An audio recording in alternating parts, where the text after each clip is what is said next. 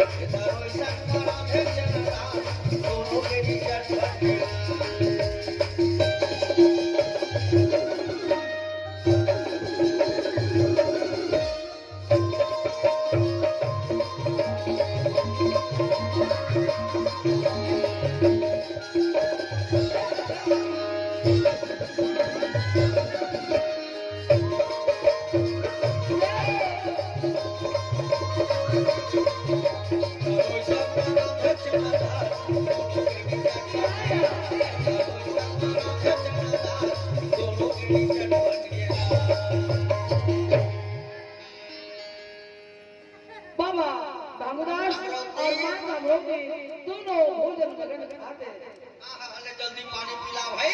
कैसे कहेगा जिंदगी के रास्ता यार